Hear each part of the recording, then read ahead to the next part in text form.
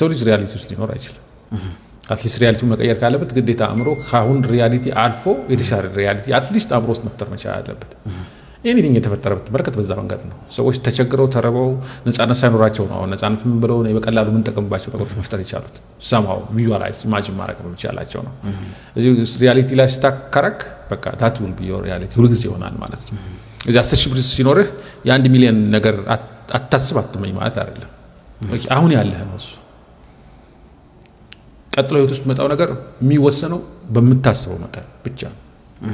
እንዳጋጣሚ ሊመጣ በምን ማለት አይችልም። ኦፍ ኮርስ የሚያጋጥሙ ነገሮች አሉ። እንዳጋጣሚ ነገር ይመጣ ደግሞ እንዳጋጣሚ ይወጣል። ምንም ጥርጥር የለም። ስለዚህ ሰዎች አሁን ያሉበት ምንም ያህል ችግር ቢሆን ምን ማድረግ መቻል አለባቸው?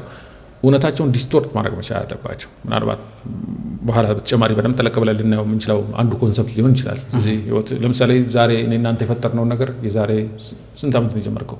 6 ዓመት ልናገኘው እንችላለን። ስለዚህ ምን አድርገሃል ማለት ነው? ሪያሊቲውን ክደህ ነበር ያን ጊዜ ያን ነበር አንተ ጋር ያልነበረ ነገር ወደፊት ይሄን ነገር አድርጋለሁ ብለህ አስበህ የምትፈልገው ነገር ቪዥዋላይዝ አድርጋለሁ። ቪዥዋላይዝ ለማድረግ ግዴታ አይን መጨፈን ምናምን አያስፈልግም። በነገራችን ኤግዛክትሊ ማኪያቶ በጣም ቪዥዋላይዝ ማድረግ ትችላለህ። ዋናው ቁም ነገሩ የምትፈልገውን ነገር ምስል፣ ድምፅ፣ ስሜት፣ ጣዕምና ሽታ ማብሰልሰል ነው። ቅድም ያልኩ አቺ የሚለው ነገር ፕሮግራም ተደረጋ ነው። ማን ያረጋት? ባለቤቷ ነው ያረጋት። የሆነ ነገር ማድረግ ስትፈልግ ሁሉ ጊዜ አቺ አይሆንም እዚህ ሀገር እንደዚህ ያሳካልሽ ማንኛውም ማበሻ የሚሰሩ አሰሪም እንደ ምናምን ብሎ ይናገራታልና እሷ አሁንም ኮንሽስሊ ትከራከራለች። አሳያለሁ ምናምን እያለች አደይ እንዴት ዘዴ እሱ የሚናገራቸው ነገሮች በጣም ኢሞሽናል ስለነበሩ እሷ ውስጧ ገብቷል። እዚህ አሸንፏታል ማለት ነው። በኋላ ግን እሱ አጠገቧ ሳይኖርም እሷ ለራሷ ተነግረው ነበር። ፕሮግራም ማለት ያ ነው። ኃይላት አቺም ኃይላት ምክንያቱም ተፋተዋል፣ አብረው እየኖሩ አይደል። ግን የእሱን ተቀብላ ምን ታደርጋለች? ራሷን ትናገራለች። ቀደም ብለን ስናወራ የነበረው አካባቢ የሚቀርጽበት አንዱ መንገድ ያ ነው። ስለዚህ ፕሮግራሚንግ የምንላት ፓርት ናት እና አንዳንዴ ከምትፈልገው ነገር ተቃራኒ የሆኑ ነገሮችን ቪዥዋላይዝ ታደርጋለህ፣ ታያለህ፣ ትሰማለህ፣ ታሸታለህ፣ ትቀምሳለህ አይደል? ወይ ደግሞ ከዛ ሰልፍ ቶክ ውስጥ ታደርጋለህ የሚለው ነገር አለ። እነዚህ 3 መሰረታዊ ነገሮች ፖቴንሻላችን እንዳንጠቀም ያደርጋል። አንድ ቋንቋቸው ሲለያይ፣ ሁለተኛ ፍላጎታቸው መለያየቱ ማስታረቅ መቻል አለብን። ሶስተኛ ያን ነው ያን የምትፈልገውን ህይወት መፍጠር እንድትችል የሚያደርግህ ወይም ውጤት መፍጠር የሚያደርግህ ፕሮግራም አለመኖሩ ሰብኮንሽስ ማይንድ ውስጥ። ሁለቱ ተፈጥሮዎች ናቸው የመጀመሪያዎቹ። ምንም ማድረጋችን ኢነሴንስ ነው አክሴፕት አድርገህ በዛ ውስጥ ነው የምትጫወተው። በቃ መጫወቻ ሜዳዎች ናቸው። ቋንቋ የኮንሽስ ማይንድ የሰብኮንሽስ ማይንድ የኮንሽስ ማይንድ ቋንቋ እንዲኖረው ማድረጋችን እንዳለ እንዴት አድርጌ ላግባባቸው ነው መሆን ያለበት። ለዚህ ነው አሁን አንተ ቁጭ ብለህ እዚህ ጋር ፖድካስት ሳይኖርህ ፖድካስት እንዳለ አስበህ ልታገኛቸው የምትላቸውን ጥቅሞች ስትነግረው አእምሮ ፕሌጀሩን እያስቀመስከው ነው ያልከው ነው። እዛ ጋር ብትነቁ ይሄ ደስታ አለ። እዚህ ምን ያለ አእምሮ ማይንድ ጋር አንላይን ያደርጋል፣ አንድ ላይ ሆነ ማለት ነው። ሶስተኛው ፕሮግራም ያለው ነው። ፕሮግራም በአብዛኛው በሁለት መንገድ ነው የሚሆነው። አንደኛው በተፈጥሮ የምናገኛቸው ነገሮች አሉ። ኖርማሊ የተወሰኑ ነው የሞር ኢንቱዊሽን አይነት የምንላቸው ነገሮች አብረው የተፈጠሩ ነገሮች አሉ። ልጅ ለምሳሌ የተወሰኑ ነገሮችን ብታስተምረው ባታስተምረው የሚፈራቸው ነገሮች አሉ። ከፍ ያለ ድምጽ ልጅ እንደተወለደ ይፈራል። በቃ ኢስ ፓርት ኦፍ አስ። ሲርቦ ያለቅሳል። ኢስ ፕሮግራም በነገራችን ላይ ራበ፣ ስለዚህ ፊል አደረገ፣ ከዛ ያለቅሳል። ካንተ ጋር ኮሚኒኬት እያደረገ ሊዛር ተፈጥሮ። ከዛ ደግሞ በተሞክሮ የምናገኛቸው አሉ። ኤንኤልፒ በጣም ያተኩሮ በተሞክሮ የምናገኛቸው ሪፕሮግራም ጀምሮ በተለያየ መንገድ ሰዎች የሚናገሩ የምታያቸው፣ የምትመለከታቸው፣ የምታልፍባቸው ክስተቶች ሊሆኑ ይችላሉ።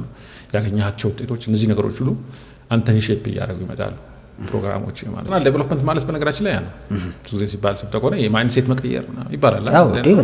ዳሴት በቃ ያን ፕሮግራሙ እንዴት አድርጌ ልቀየር ነው።